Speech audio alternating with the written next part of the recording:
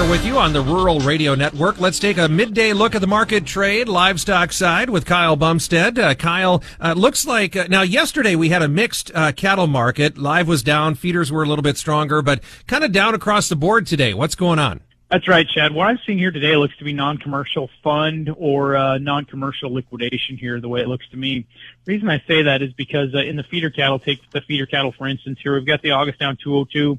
We've got the September down to $1.85, October's down to $1.85, November's down to $1.87, and the January thin volume out there is down about $1.70. Now, what that says to me is there's not a lot of commercial interest here in this market, especially feeders here today.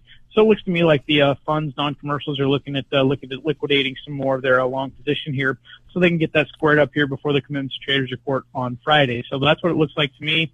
Looks like the index today from the preliminary reports from yesterday's sales looks like we're going to be down about 50 cents here today when the Merck updates are later on that 310.35 area. I'm kind of hoping that this 310 area stops the index here as far as the cash on the slide, but that remains to be seen. Now, we do have a lot of time on these feeders to get together between the index and the futures. Right now, we got August futures trading at $300.85, and the index going to be around that 310.35 when the Merck updates it later. So a $10 discrepancy, but still, we've got at least 8 weeks here before they have to come together here and converge here for expiration. Now, the only cash information that we have is on the box beef. We had choice up $1.13 here at noon and select down to $12. So there's going to be some erratic moves here.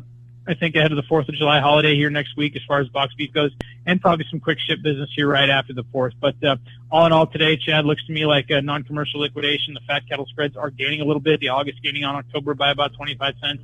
October gaining on Dees by about a dime, and Dees gaining on Feb by about 15 cents. All right, thank you much. Livestock market analyst Kyle Bumsted. You can call him at 308-708-7340. This is the Rural Radio Network. When you're outdoors beneath Nebraska skies, adventure comes in all sizes. From quick escapes and long weekends to true off-the-grid retreats.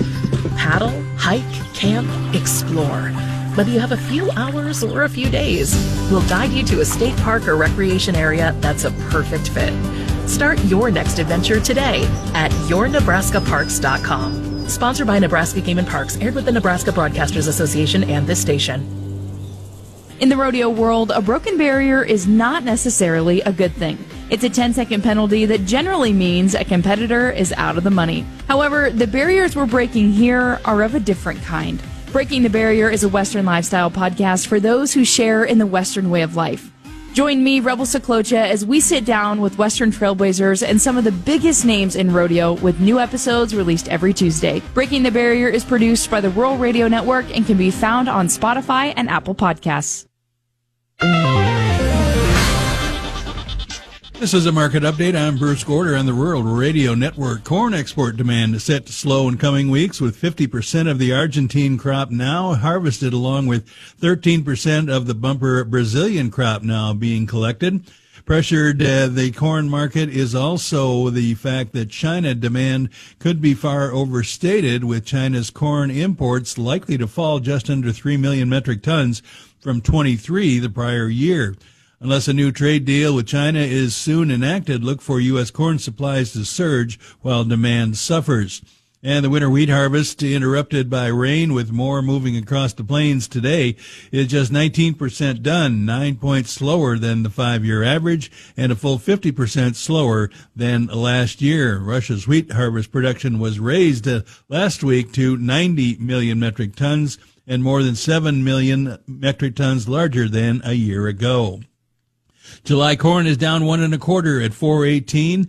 December down 3 1/4 at $4.30 1/2. July soybeans down 7 3/4 at $10.51. November down 8 3/4 at $10.38. July wheat in Chicago 15 1/4 lower at $5.37 1/2. July Kansas City down 13 1/4 at $5.36 3/4. July wheat in Minneapolis down 5 1/4 at $6.21 1/2. August live cattle 22 cents lower at $209.15. October down 42 at $206.67. August feeder cattle down 75 at $302.05. September down 50 at $302.12. August lean hogs $1.90 lower at $111.15. October down $1.37 at $95.50. Class 3 milk for July is down 23 at $17.03. This is the Rural Radio Network.